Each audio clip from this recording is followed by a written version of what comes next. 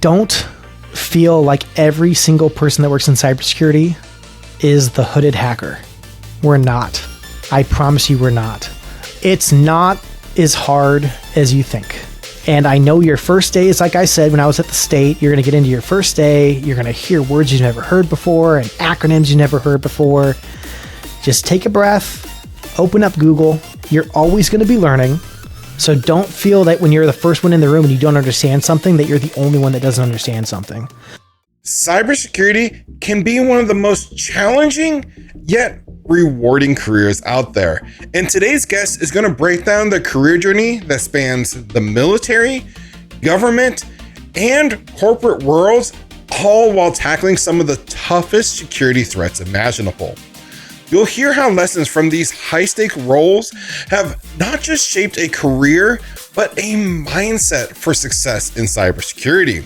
And along the way, hopefully you'll pick up some strategies and insights that can help you forward your own path in this ever-changing field. Now, I'm assuming that if you're listening or watching this, you are interested in starting or growing your career in cybersecurity.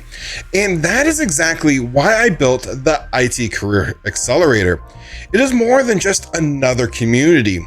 It is a program designed to help you break into tech and level up your career with direct support, hands-on guidance, and a network of industry professionals. Whether you're just starting out or looking to advance, you don't have to figure it out alone. Check it out at itcareerjob.com and see how it can help you move forward faster. Now, let's jump in with Andrew Crotty, who has balanced roles as a senior information security analyst for a financial institution and a cyber warrant officer in the Army Reserves. Andrew, welcome to the show. It's really great to have you here today. Hey, it's so good to be here, man. And yeah, just excited to get to talk to everyone about cybersecurity and kind of whatever kind of conversation this kind of gets to span from. So super excited. Absolutely. And, you know, you've had a career that spans government, military, corporate. And can you just give us your journey on how you got started in the field? Yeah, of course. And it's funny. I never thought of myself initially getting into cybersecurity. And it's kind of a weird, funny story of where I initially joined the military back in 2009 because I hated school and joined as a military police officer. Came back, ended up going to school for criminal justice and did that for a little bit, went on a deployment to Afghanistan, 13 to 14, came back. And actually, while still kind of like working and trying to get into law enforcement, I had a good friend of mine saying, "Hey, do you need a job?" I'm like, "Yes, I do." And obviously my first job was a small company that was subcontracted through ICE, Border Patrol, called Facil, which I don't believe they're there anymore. They've rebranded, renamed, but worked help desk. So I initially started my job in help desk back with the company called Facil. Password resets. Hey, I can't find my email. Oh, doing simple backups, normal help desk stuff. So did that for maybe a little bit than a year. I actually moved up to their outage management team, which specialized in if ICE facilities had like outages where we had to do quick like IR response and kind of get them on make all their data was backed up. Because anywhere where we could deport people, pretty much if we had an ICE agent there, we had data that we had to kind of make sure we were protecting and made sure that was being stored and done correctly, right? Right. So fast forward then I joined the police department. So I leave IT, do policing now for about 7 years. And about roughly 6-7 years ago, I kind of went on another journey from law enforcement to the military of going into a cyber protection team where I'm currently at now, as an all source analyst. The best way to describe what I did is kind of like cyber threat intelligence, where I'd work with cyber teams and I would help build out threat packages on specific APTs. And we do IR response for the DoDN. So went through that journey, met a bunch of cool people in my unit that became a lot of my mentors today. And they're like, "Yeah, man, like you're a really good analyst. You have a good analytical mindset. You know how to think, you know how to talk, you know how to write reports. Why are you still doing law enforcement? And why don't you come do IT?" And I'm like, well, like I never thought about it. I was in law enforcement for 7 years. I never really thought about doing a career change. it's like you kind of get that one job and you're like, all right, I got to get this one job, get my 20 years, get my retirement done, then I can live the retirement life. But I decided to kind of jump into this IT role, and thus my journey into kind of IT cyber began. So came back from another deployment from being an all-source analyst in Kuwait from 2021 to 2022. And I was still with the city of Phoenix when I came back, but I knocked out my Security Plus. I was knocking out my master's in cybersecurity. And I started leveraging my network off LinkedIn and some of my mentors I met through my unit to kind of put out some feelers saying, hey, I want to get into cybersecurity. And that led me to my first job with the Department of Homeland Security. So it's a lot in a mouthful, but that's kind of where the journey of Andy Crotty began, of where does your IT journey start. So it kind of initially starts at the military, the interest starts to get piqued, come back to the civilian side, and now I'm sitting in my first role with the Department of Homeland Security as a senior information security analyst, which was an amazing first step in the door that, thanks to a great mentor and the manager looking at me and saying, you know what, you have a lot of drive, you got your Sec Plus, you can be on a computer, we can teach you the rest. I'm like, let's go. Nice. So, no, and that's an amazing story. And, you know, you kind of mentioned it a little bit, but can you, was there a specific moment that like you remember or like experience that made you realize, man, like cybersecurity is really what I want to do? I think my first incident, I kind of got to work at the state where I got to help do an investigation. So one cool thing is when I worked at the state of Arizona, we're such at a high pinnacle of being to be at the state. Like you're at the state, and we have a multitude of different teams and states and counties and cities and Department of Transportation, Department of DOJ, all these other teams that we kind of get to see insight on, that they have their own teams, but we get to help assist them and kind of like make recommendations and, hey, we're here to help work detections. Or if you have any questions, send them up to us. We'll spin our heads on it and see if we can solve it. There was a city, and I'm not going to name the city, but they had a policy in their library that allowed any user to go in there and make an account. And they did not wipe the account after it was created. So kind of in a way of how you have like an initial instance, and then once you're done going, it'll reset the instance and just like wipe whatever that user just did. So long story short, we found a Monero mining operation inside said place. And I got to kind of help find all those IOCs and kind of put the report together. And I turned that in. I kind of gave a brief to their director of who it was. And I'm like, I got done with him. Manager's like, hey man, good job. And it was kind of that time I'm like, man, I can cyber. I know what I'm doing. And it's funny because when I was at the Department of Homeland Security, my director told me, he's like, you know what, Andy, I love cops. And I'm like, why is that? He's like, you guys make the best analysts. I'm like, well, what do you mean? He's like, dude, you know how to write a report to where a judge understands it, a jury of 12, you have to break it down to the highest level and the lowest level, and you have to describe that. And it's honestly just your 5 W's. Hey, who, what, when, why, where. And did we mitigate it? Did we fix it? Did we just wipe it clean? And that was, I think, my pinnacle moment where I'm like, you know what? I'm going to be successful at this, but I need to keep honing my craft to make this better. And yeah, that was a really cool kind of just moment for me that I really enjoyed, that the team I worked with was great. The way I was able to break it down and kind of explain everything, and it all just made sense. The puzzle, I looked at the puzzle, I'm like, I can see all the pieces, and it was like my shining aha. Now I have another funny story of my questioning time, but if we have time, maybe I'll tell that at the end. All right. Sounds good. Now, you know, that's a really cool story. Like, you know, not everyone has that kind of like that aha moment. You know, they kind of fumble into a role and they just kind of keep on doing it. You know, it's really cool to hear that you had that kind of aha moment. And, you know, you mentioned one of your early roles with the Department of Homeland Security. And you mind kind of diving into what that was like and how they kind of shape your understanding of cybersecurity once you kind of started working on it? Yeah, it was, I can't remember the phrase. It's like an inch deep and a mile long of just getting into such a wide plethora of, it was my first time working with cyber tools, EDR systems, firewalls, SIMs, doing search queries, getting into somewhat type of coding, doing malware analysis. It was very much, and to have a first job into cyber be called senior, it put a lot of stress on me because I'm like, any job I get into, no matter what, like I give it my 100%. I don't go into something Right. and half-ass it and say, I'm just going to 9 to 5 this and just, as they say through Wicked, dancing through life, just like, oh man, I'm just gonna get this stuff done the best I can. It was slightly daunting. It was a little bit, there were some days where I was like, okay, this is all making sense. There's others I'm like, holy crap, did I make a horrible decision and leave law enforcement to get into this new role where, I mean, working for the city, city and government jobs, they're pretty secure positions. Unless you steal, rob, get a DUI, do something blatantly against the policy or something to do something horribly wrong, you sell data. It's a pretty cush job as long as you're doing your job and you're doing it well.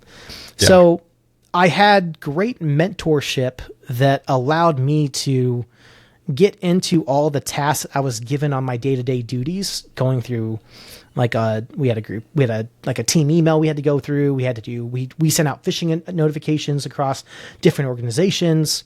We had to do scanning through Nessus, doing vulnerability scans for different type of, same thing, all the different kind of organizations we worked with, answering RFIs that got sent up from different cities, organizations. And it's just, it was a lot sometimes. It was just like, I went into every day having a list of things to do.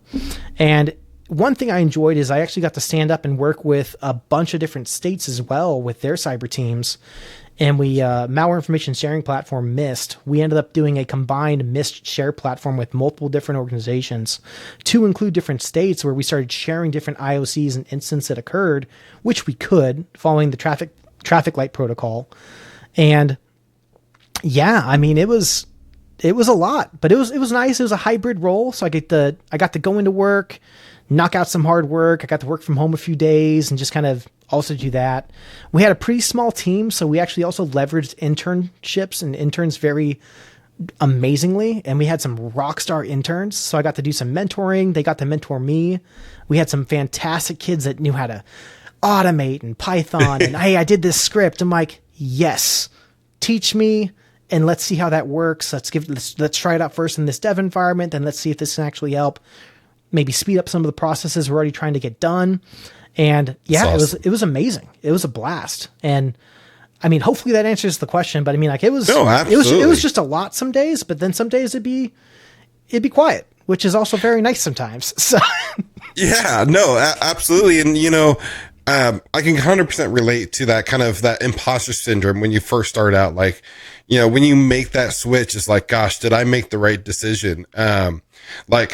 How long did that feeling last when you first started?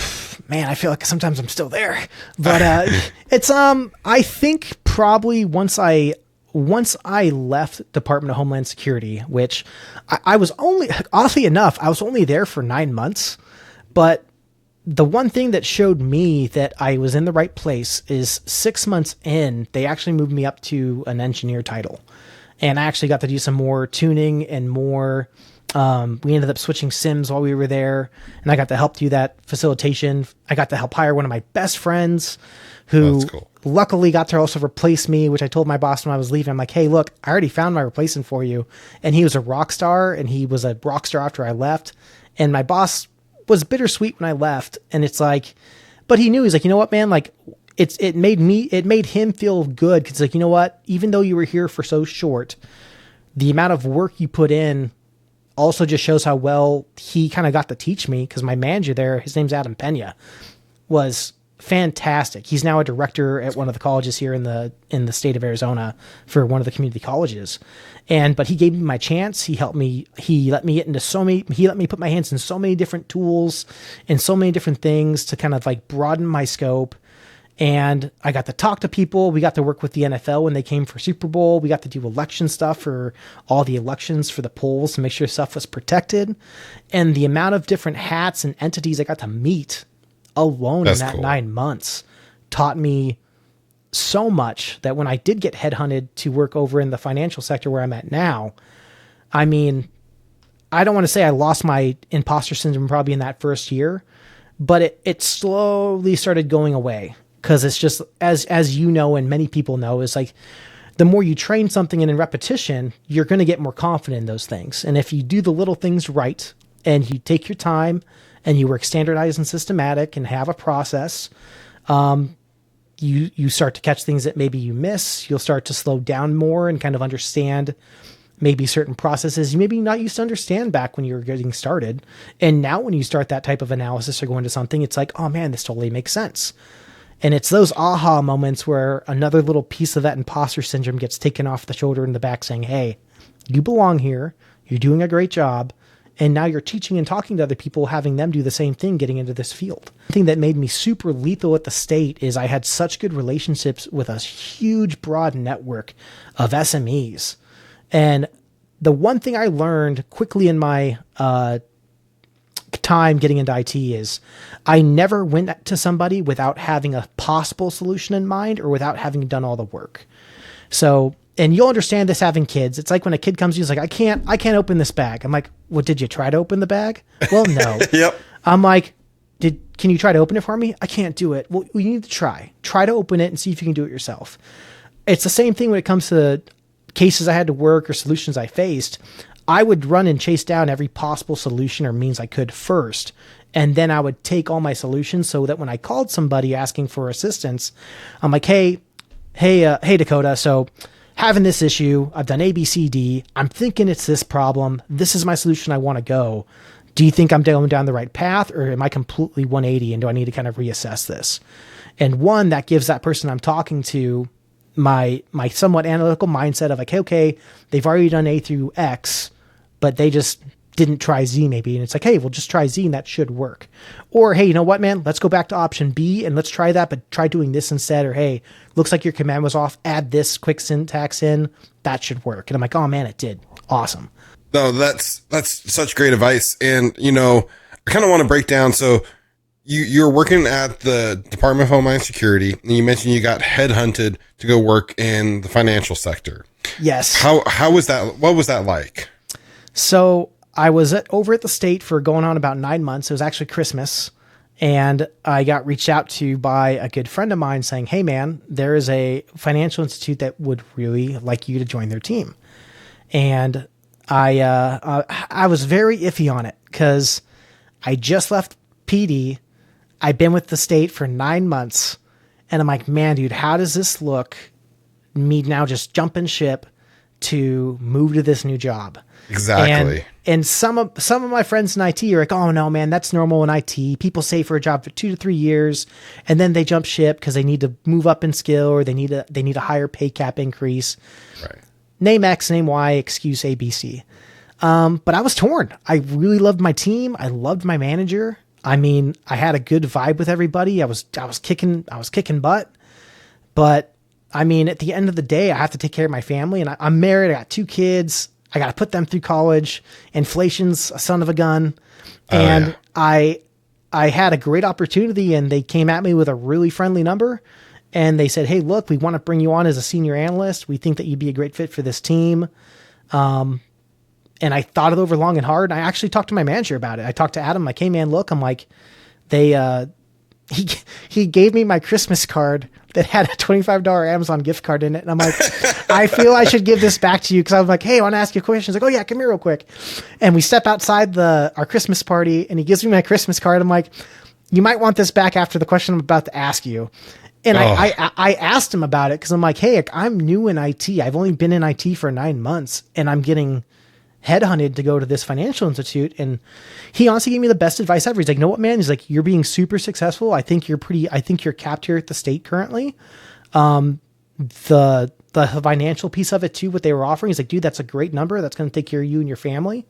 And he's like, honestly, man, you've replaced yourself with your buddy Austin that we hired, who's doing fantastic. And I'm like, that wasn't foreshadowing anything, but yeah, I asked him, and he was a great mentor and a great manager. And he's like, you know what, man, I think you should honestly take it. And I ended up taking it, and I left in such good. I still know all the folks down at the state. We talk continuously.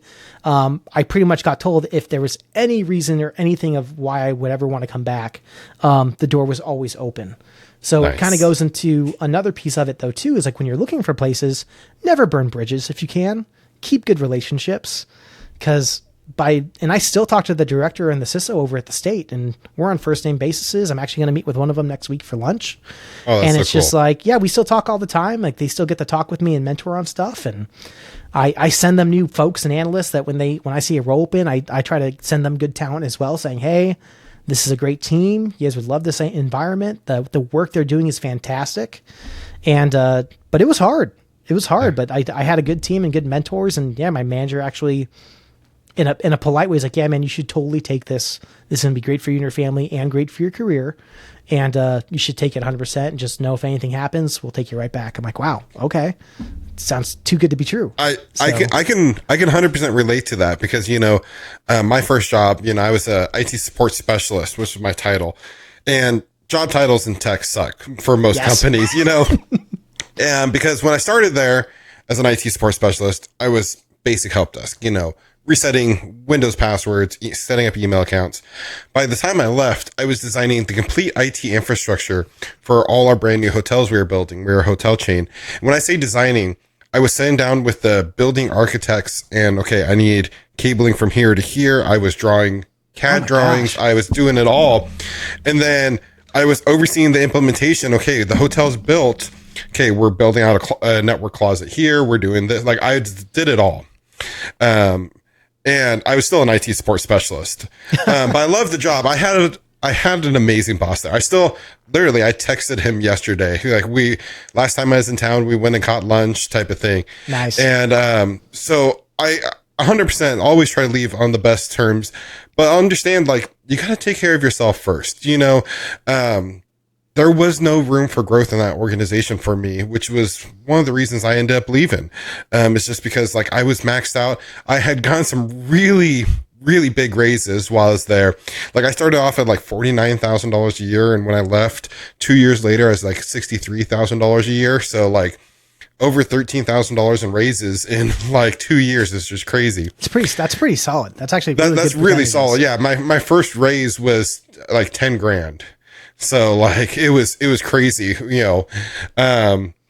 but I worked my butt off too. Yeah, definitely.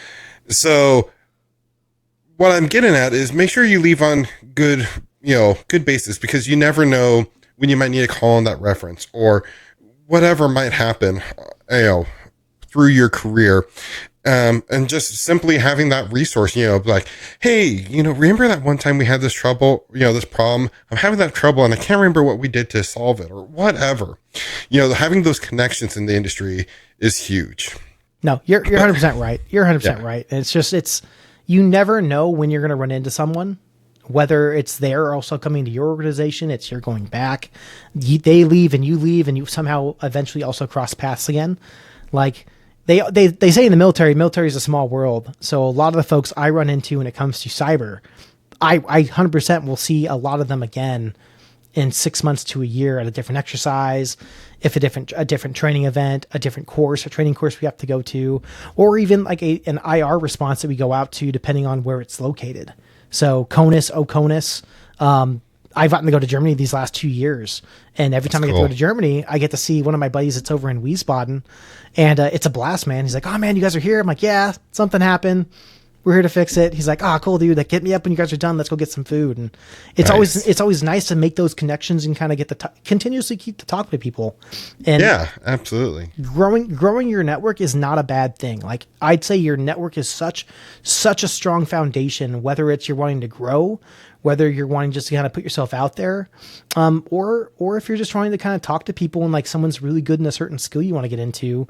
There's been plenty of times I've had coworkers that will reach out to me and I'm like, hey man, I have this guy that him and I we're LinkedIn buddies or we talk on LinkedIn, but I can shoot him over your info and he's totally down to talk for like 30 minutes to an hour. And you can ask him anything you want on Splunk, CrowdStrike, Palo Alto, network stuff. And it's just having those people, how to talk. Like I said, knowing you're being a good point of contact to talk to somebody that you can say, hey, I have a guy for that or a gal for that. They'd be more than willing to talk to you to drop some knowledge and kind of share that insight. Yeah, absolutely. Those connections are invaluable. So you're currently working in the financial sector. Can you kind of walk us through what a typical day in your current role and some of the key challenges you tackle on a regular basis? Yeah. So any day starts, depending on if it's hybrid or remote, get into office, power up the computer, check the emails, check the group emails for our team. I'm a senior information security analyst, so I still work on a queue through our SIM, just looking through detections. So pretty much we'll check the board, make sure the board's clear, not seeing any detections that come in through the day. When they come in, it's kind of cool. We have a very large team, actually. So we actually have a team here, then a team in Charlotte, North Carolina. And so there's a lot of us on every day. So it's not like we're fighting for detections, but I mean, like, if there's one there, like, you try to grab it, because I mean, like, it's a metric game at the end of the day. You want to make sure that you're actually doing work. How can you justify your position if, like, hey, it's been a month and you've worked 2 cases? So it's like, you got to make sure you're grabbing some meat, putting it through the grinder. So I mean, like, I make sure I grab detections when I can. We have a pretty large environment, so I mean, like, there's definitely food for everybody to get a hold of. But I'd definitely say some of the stuff that gives me the most struggles would just be cloud, and that's actually on my New Year's resolution this year, is kind of dabbling more into kind of AWS, and just I have like my Azure fundamentals and stuff, and like some of my Google GCP stuff I'm kind of getting into, but. I've recently just kind of finished the trifecta of my CompTIA certs that I'm missing 2 of my certifications, but knocked out Security X. And so I'm like, well, my CompTIA journey is done. I now want to get more into cloud. And so like AWS now is pretty much on my bullseye, on my target block, to kind of just get into more cloud understanding for cloud security. So, but we get cloud detections and stuff to come through for some of our stuff, and just those can kind of be a head turner sometimes, just like understanding everything. But it all honestly just comes back to just doing good log analysis and just figuring out, okay, well, if X detection occurred and X user did it, okay, well, why did this? It comes down to, once again, your 5 Ws. Okay, well, who, what, when, why, where? You figure out how it happened. Okay, well, was this malicious? No. Okay, well, can we now fix this or tune it? Are we going to make this something where it's like, hey, after X amount of times, we're going to now mitigate this and we'll create like an exclusion for it. And so once those things like that and stuff happen, like kind of additional work will happen. Like, so we have trackers, and every day is different. It's kind of just nice. There's some days that are super, super busy and you get super case fatigued and you're so excited for the end of the day.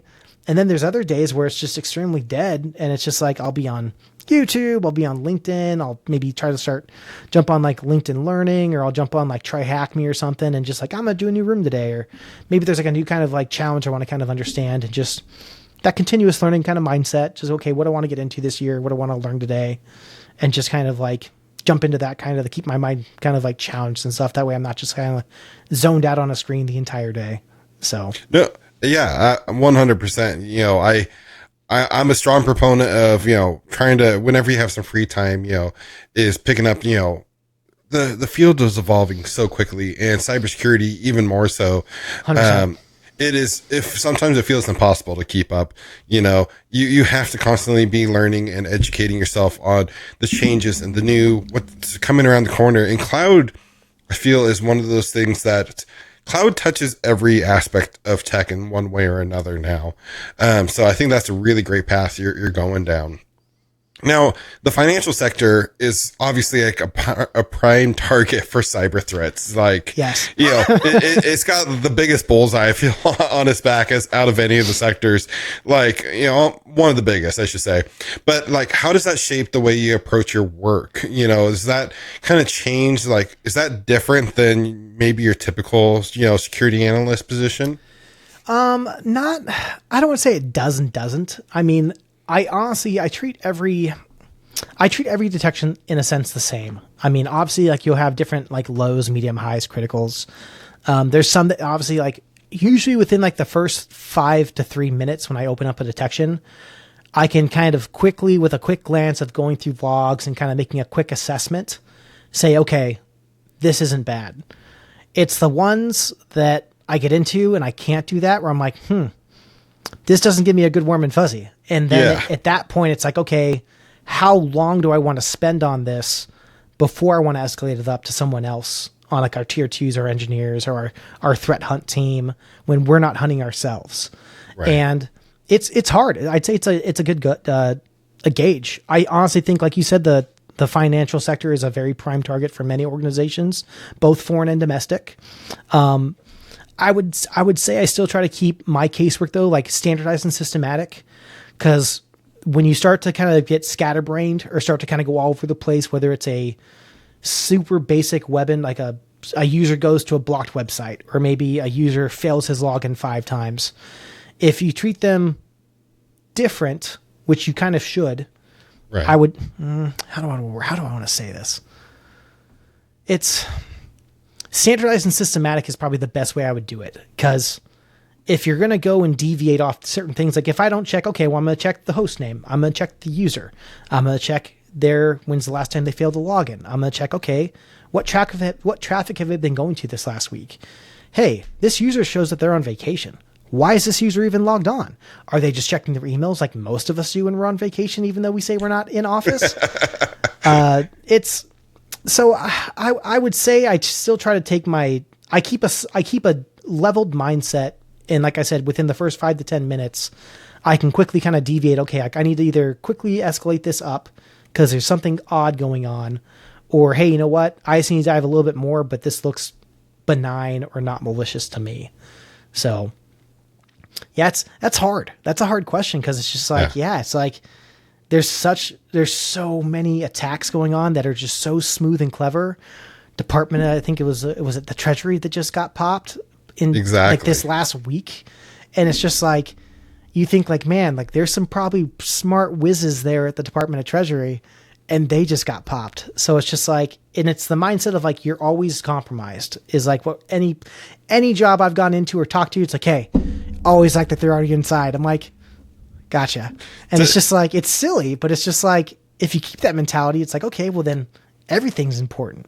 So now, does that leave like a level of constant stress? Like, I would worry that like constantly, like you're constantly worrying that, oh, they're already in, like that could possibly start leading to burnout. What's your thoughts on that? I think it does. And it's just like, that's where it comes down to having a good team dynamic. And the team I work with is fantastic. We're vocal. We talk to each other. And we ask each other questions if we get stuck on things. And it's just like, when we see someone starting to kind of get overloaded, we say, hey man, just go unplug, take a walk, go take a break. We got this. Like we'll go let them kind of unwind or chill. Cause it's exactly that. I mean, like if you have especially if you're a small team and that's what you're dealing with constantly, there is no break. You are the first defense other than your end users, and you're the one that has to fix the solutions. But I think just like you said, like the burnout's real. There's weeks where I'll go into the day of office like, man, I want to be here. Like I got 1,000 things on the mind. My wife gave me a super long list of honey-do things I got to do this weekend.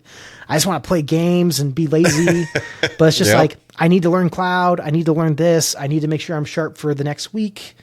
Obviously everyone's been gone for the holidays. So obviously it's been pretty quiet the last few weeks, but we're now going into the second week of the new year. So it's going to start ramping up. Everything's going to start going back and busy because everyone wants to click on those phishing links and go to the Temu website that they shouldn't ever download on their phone or computer. Oh my god. I'm saying it now. The worst thing I ever saw was during the Super Bowl commercial when they did the Temu commercial. I'm like, the first thing I did is I ranted to my cyber team on our Signal channel. I can't believe they hosted this on the Super Bowl. This is pretty much telling everyone to download malware on their phone and their computer. I then immediately did another rant to my family group chat saying, no one use Temu. It is literally malware and it will infect your entire computer. I'll send you the links here soon to show you how and why. Yeah. And one of my friends like, oh, bro, look what I got on Temu. I'm like, why do you use it? It's horrible. Anyway, I could go into another huge rant when it comes to that. But it's just like... No, I understand. But yeah, I mean, like, burnout's real. And it's just, I find the ways I like to relax, I go to the gym. I'll go to the gym after my day and I'll go hit the treadmill. I'll hit some weights with some buddies. I'll go hit the sauna. I'll jump online. I think we're playing Deadlock right now or Path of Exiles 2. There's like a list of games that just rotate through my friend circle. Like, hey man, we're playing this week. I'm like, good thing I got a large library. I'm like, let's go. And we jump on Discord and we kind of talk and we BS. And I have friends that are in cybersecurity that if I want to kind of talk tech or like things that we had to go through for the week that we can talk about, awesome. I have friends that aren't in tech. So when I don't want to talk about tech, I don't have to talk about tech. I can just talk about video games and family stuff. And I got another group of friends. Like I'm a D&D nerd. So I play D&D every week with some of my buddies here in the neighborhood. So that's a huge stress relief. We play every Monday and just get to go be a automaton ranger and save the galaxy we're in. So it's a blast. And that's just a nice little, just like, it's like my reset day. It's like, I can just relax. I don't have to be in cybersecurity right now. I just get to be this little level 20 ranger and I get to save the day and it's going to be awesome. So that is super important to have, to have that thing you enjoy, whether it's a hobby or, a game or whatever, you have to make sure and carve out time for yourself. And it kind of goes back to, you gotta put yourself first, you and your family first,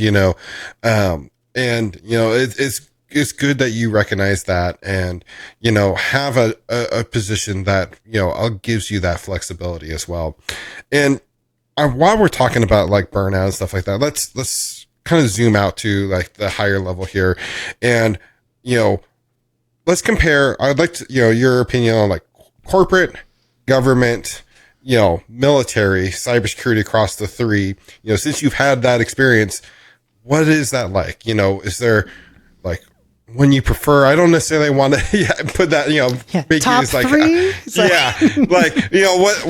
What is the differences do you feel like, for someone who is like maybe considering all their options? No, that's a great question. And I think I'll break it down this way. So the military's idea of IT security is very much, I'd say, like governance. It's you're following NIST standards. You're going down a checklist. It's always being refined.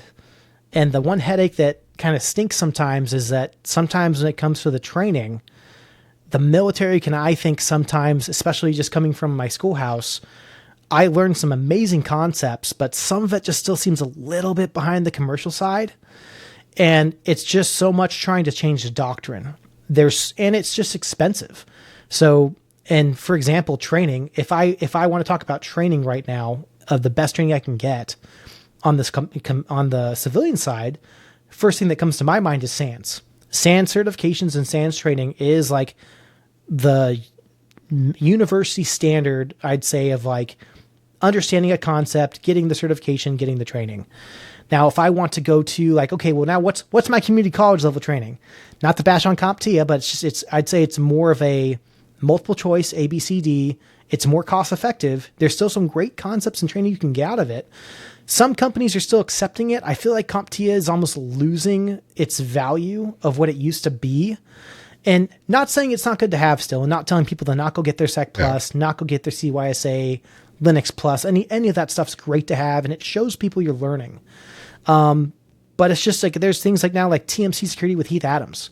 I know he's his platform's coming onto the block. OSCP, pretty much the golden standard of like offensive red teaming certifications. If you want to be a pen tester, you have to have OSCP or have that. It used to be CEH. CEH isn't really talked about that much anymore, unless you're looking at your government sectors that are some financial sectors that they like to see CEH because it's industry standard accepted still. OSCP I think is getting its way there. I think that's why they changed it to that OSCP Plus.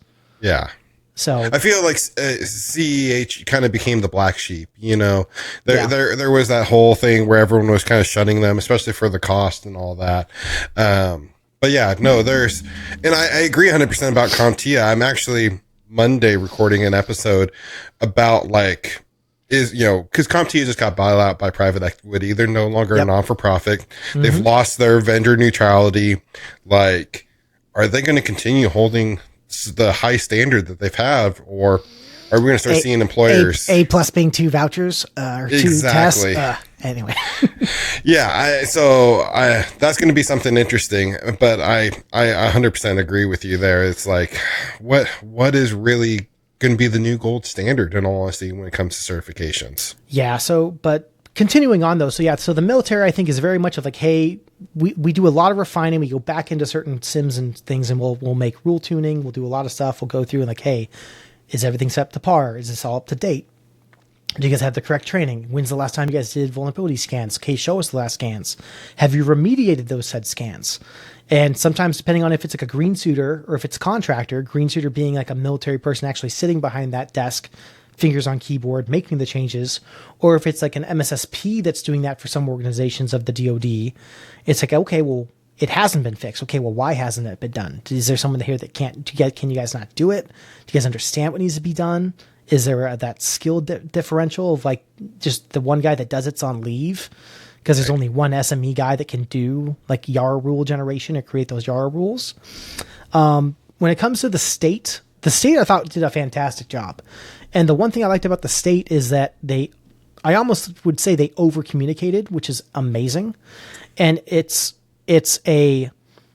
you rather have people talking than not talking on incidents, issues, headaches, dead ends, things are hitting their heads on. It's like, hey, we can't get this done.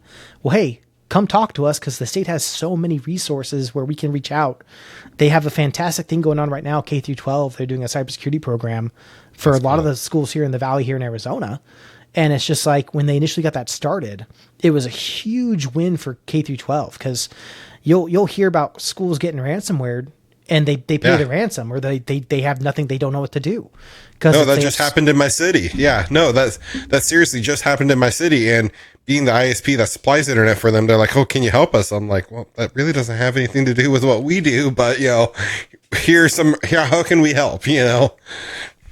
Yeah, and it's a few different cities even here. They'll do the cybersecurity insurance, which is a new thing that's come around the last 5 to 10 years, or at least to my understanding of it when I got into IT.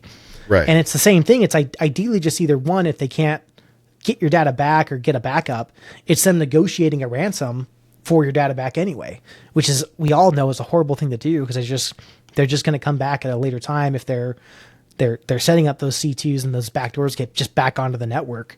Right. So, and then for the financial sector is interesting, because even at the institute I'm at, it's just, there's such a large, we're in the top 5 financial facilities in the US. Yeah. So it's like the amount of dollars they have to throw at a problem or to buy new tools to then fix a solution is amazing. And I'd say, at least for us, like, our documentation is fantastic. We have such good technical writers and engineers that, and even myself included in my team, that when we run into issues or want to refine something, or, hey, this is outdated, we fix it right on the spot. And then we send up those remediations to our next up to say, hey, this is outdated. This is a dead link. This needs to get fixed. Here's why. QA, QC this, and then see if we can get this updated. And then I'd say roughly within like a 2-week run, it usually gets updated, which I'm like, man, This is amazing. But it's just because they have the manpower, the employee power, and the money to help actually fix it and get it done so quick.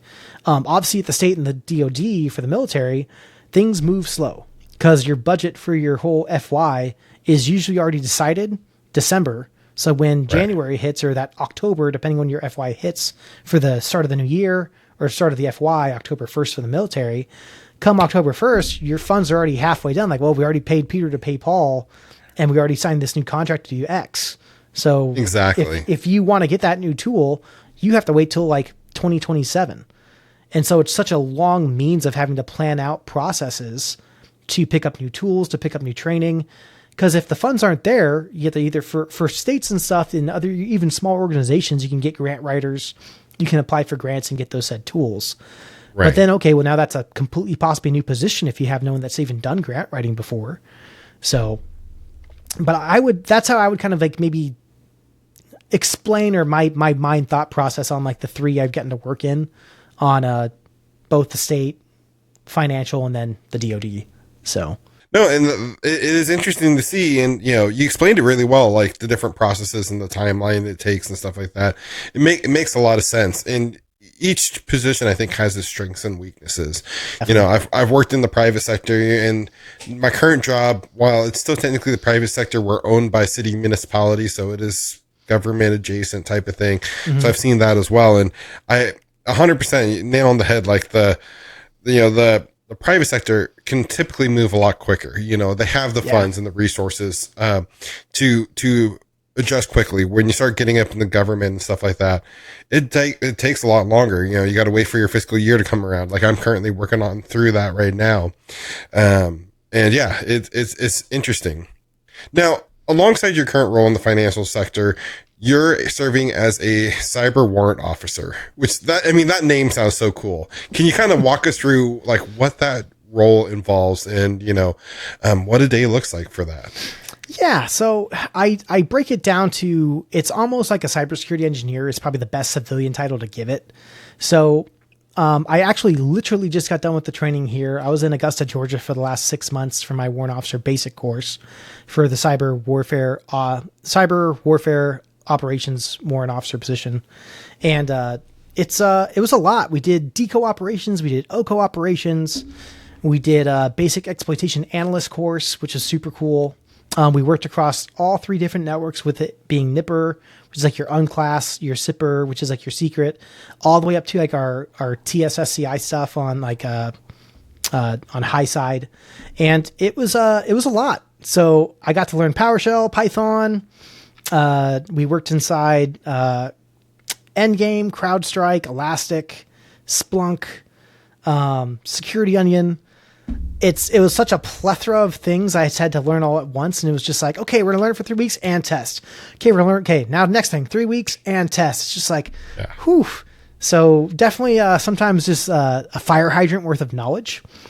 But it was amazing. I had a great time. I met a bunch of cool people and got to network more across the warrant officer cohort. And it was fun. But when I look at the role and try to explain it to people of like, because some people that have never served, like they say, oh, what do you do in the military? I'm like, oh, I work in IT. Like I do cybersecurity. They're like, oh, cool. Like, so what's your job? And I'm like, well, I kind of like to, like, I'm a security engineer. Like I do log analysis. We'll write up rules. We do YAR rules, or we do some slight red team pen test stuff. Like we use Metasploit. We'll use basic things like we'll do Nessus scans and things like that to understand what's going on in network. We look at network maps, but it's just like, I'm not the guy that's like behind like a computer saying, okay, we're going to hack China in 3, 2, 1. Did it, guys. Right. I'm good. Yeah. That's not the type of cyber operations I get to do, but I have people that work inside my team that do get to do that stuff. And it's just kind of cool. So, because we get to help kind of do the initial we'll do IR response is what my team specifically does with Cyber Protection Team 185. So ideally what happens is if DoD has some type of possible incident that occurs saying, hey, we think APT 29 could possibly be on the network. We have these specific IOCs. We need to call up a team to come out and do a IR response and kind of help us figure out what happened, maybe return us back to a safe environment. There's obviously the active duty side that also does this. So 9 times out of 10, what's going to happen is our cyber down in Fort Eisenhower in Georgia is going to deploy a active duty CPT to go initially start with this IR. And initially, if they need more support, they'll reach out to the reserves. And that's how we'll kind of get like our hand down mission saying, hey, you need to go to South America. You need to go to Korea. You need to go to Japan, Alaska, Colorado, Germany, Spain, France. And we get to go then kind of help cover down and help do analysis and kind of figure out what's going on. And it's a lot of fun. You're on a live network. You're doing real log analysis. You're looking for bad. And when I say looking for bad, like you're looking for APTs. Like that's as pretty bad as you can get, other than like your local state actors also causing just as much mischief.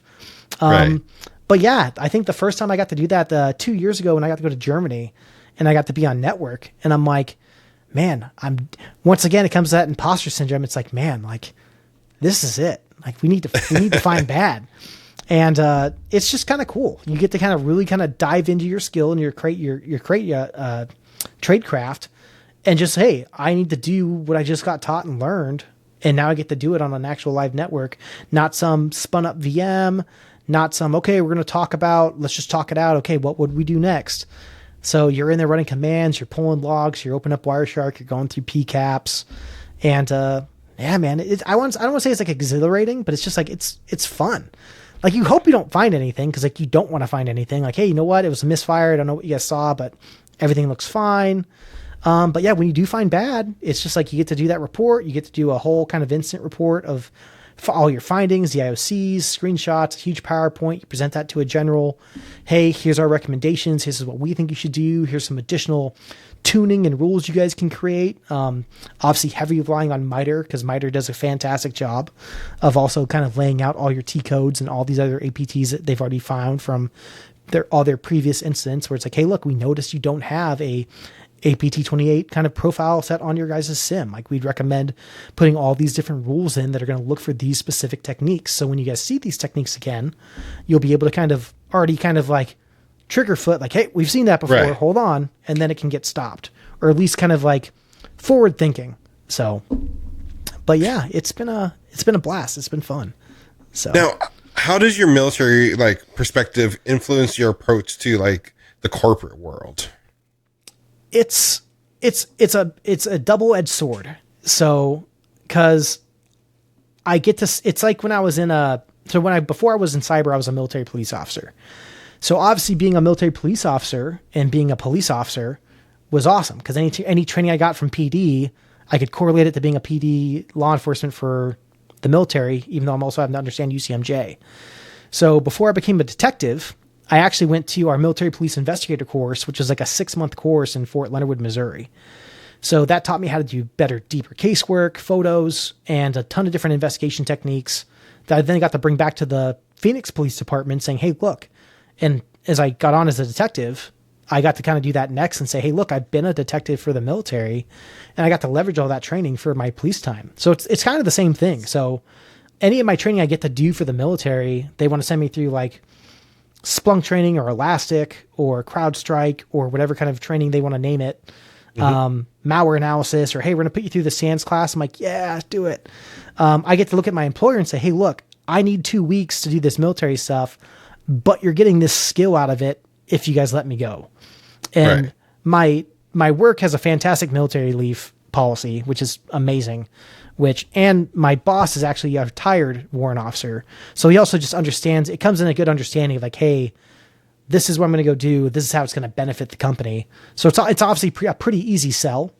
But when I say it's a double-edged sword, so I was gone for 6 months.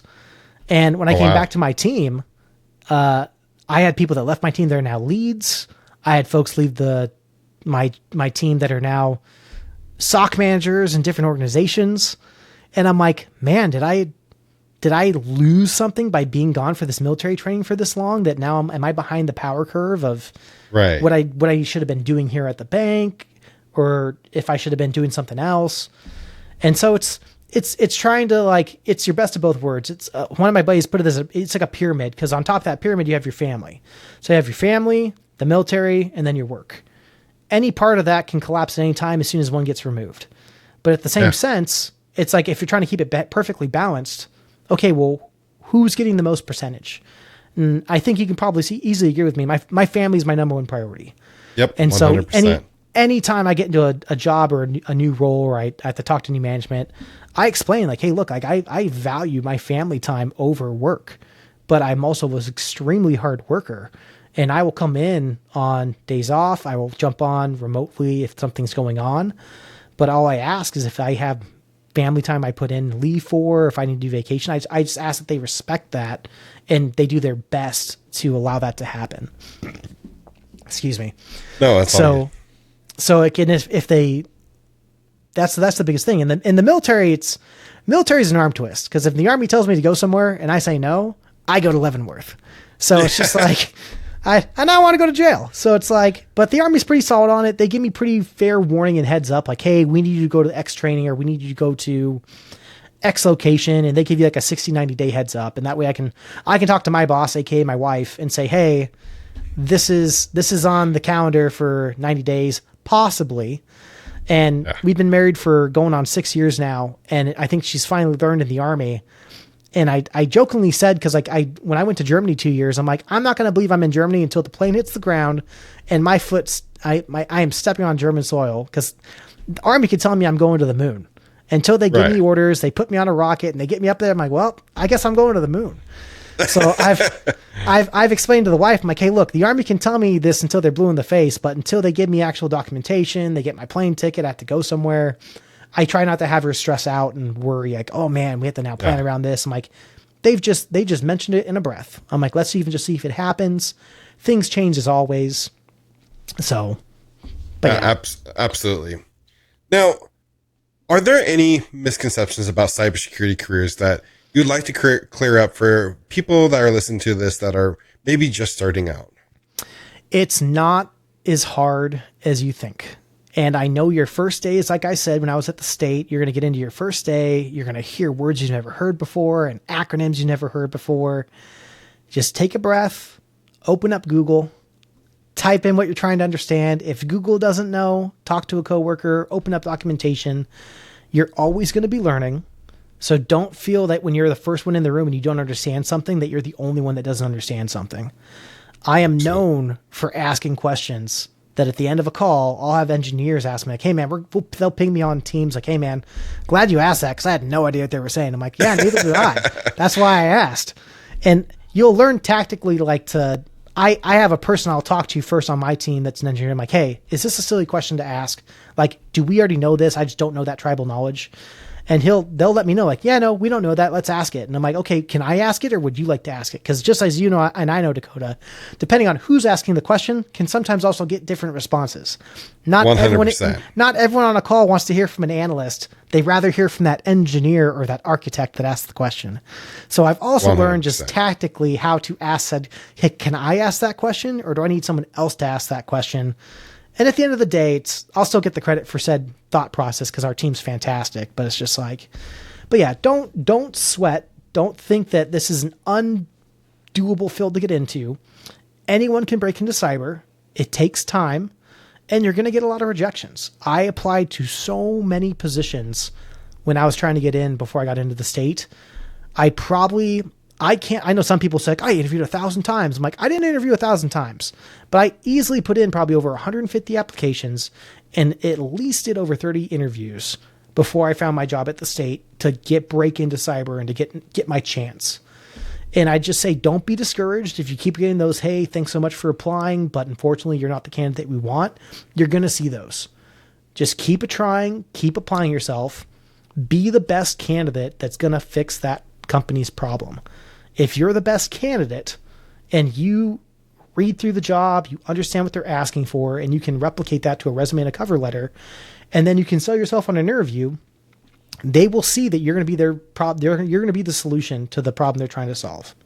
And that'd be my advice. Now, I have a couple more questions for you, but for people who maybe want to reach out, have questions for you, or connect with you, where can they find you? Probably best means is on LinkedIn. I'm on YouTube. Ginger Hacker is my channel. I was going to say, that's where we first met. Yeah, man. I have a YouTube channel going. I have like my Facebook and some other socials on there, but I'm most active and most responsive on LinkedIn. So I've had a ton of people reach out to me. I did a short podcast series on my experience through my Warrant Officer Basic course. And I had tons of people reaching out to me that were also going into the Warrant Officer program because 170 Alpha just didn't really have anything documented through social media. So I'm like, you know what? I'm going to kind of video blog this and do short little 2 to 3 minute videos of like my journey of going through Warrant Officer Basic course, things they should expect, things that they can get ready for, things that they should understand before they get here.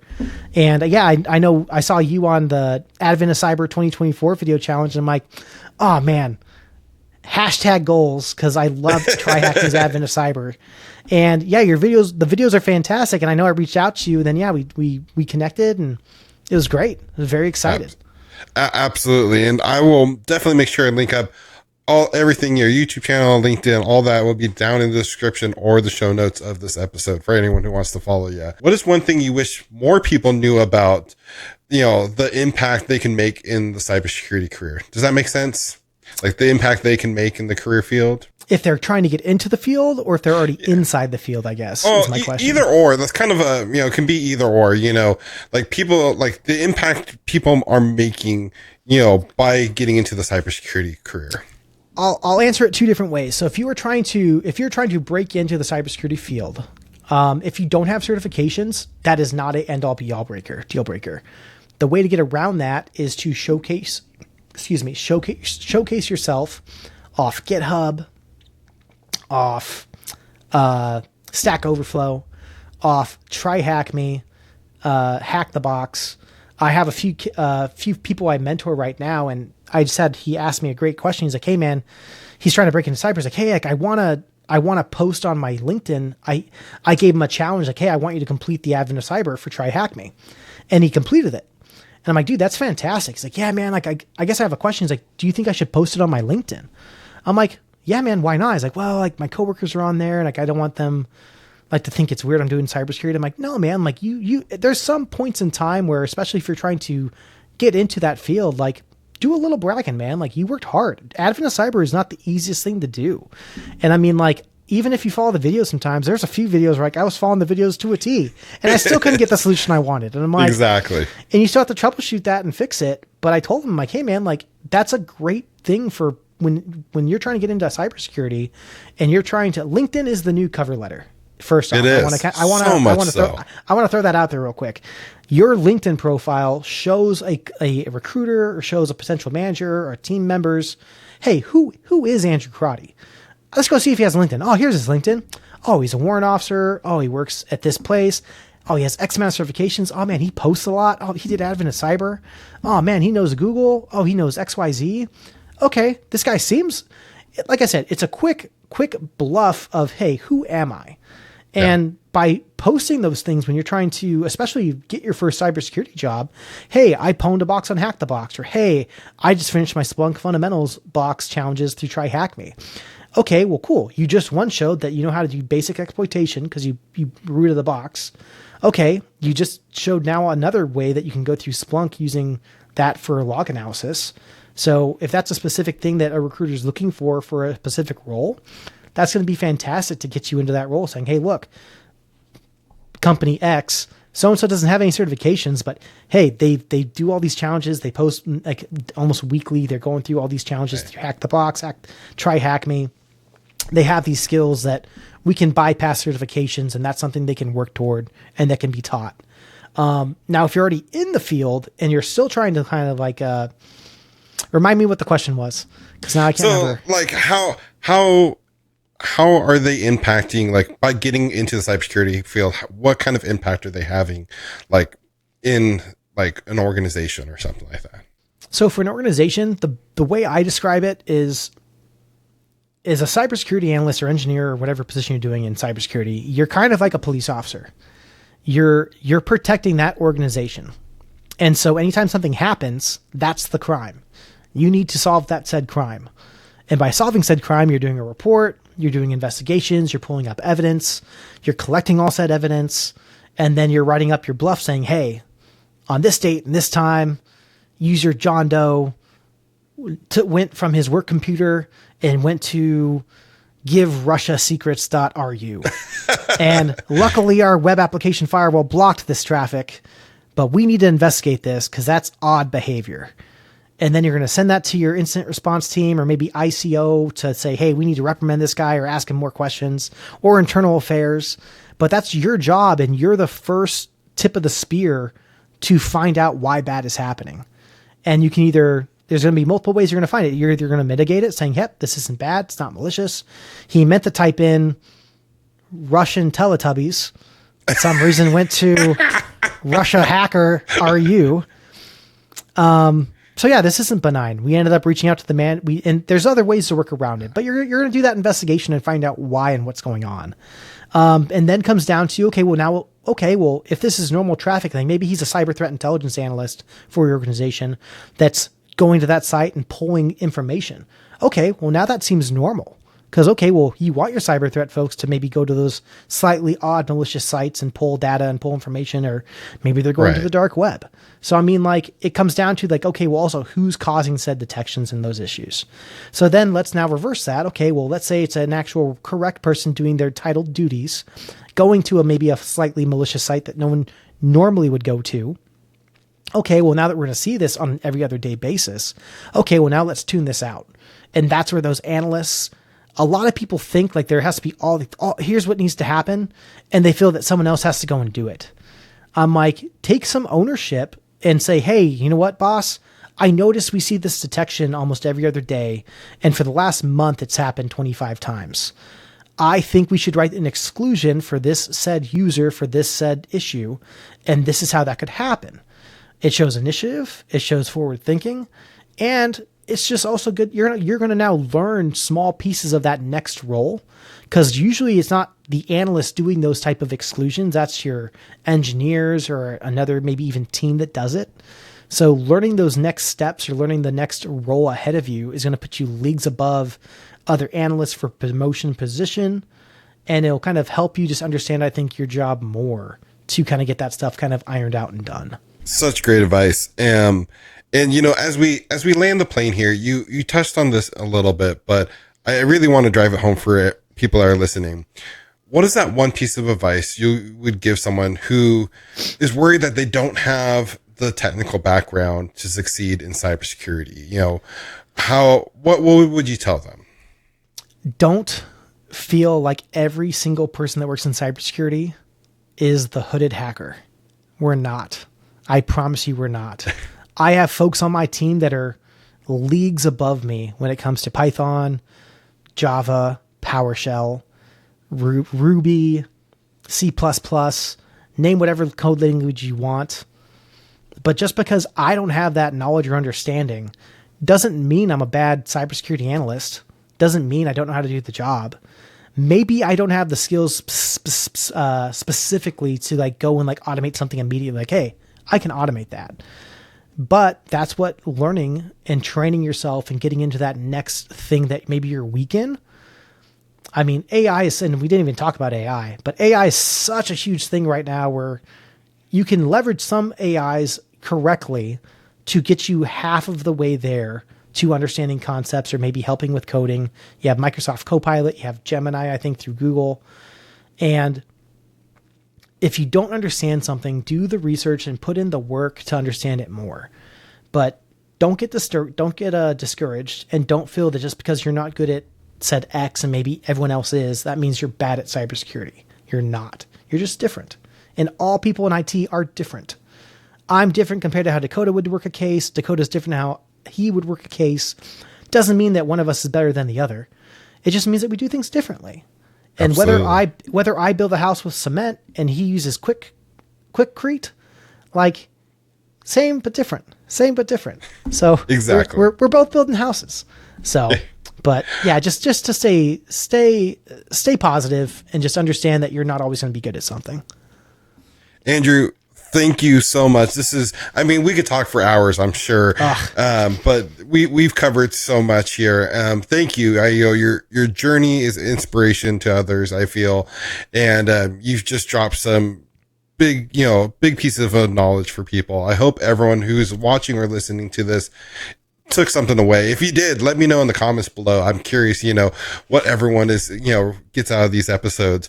And yeah, thank you again for joining us. Hey, Dakota, this was so much fun. Thank you so much, everyone, for sticking around and watching this. And yeah, anytime we want to talk Dakota, yeah, we could probably go for another hour. Absolutely. We'll definitely have to have you back because like you mentioned, like AI, we didn't even touch on that because that I feel is like revolutionizing cybersecurity. It's changing it on a daily basis. 100%. And how companies can leverage it is, we'll save it for the next conversation.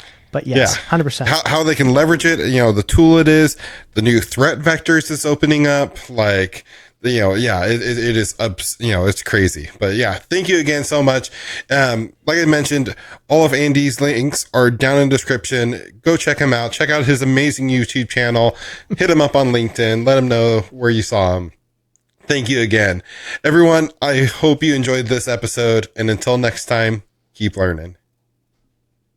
Awesome.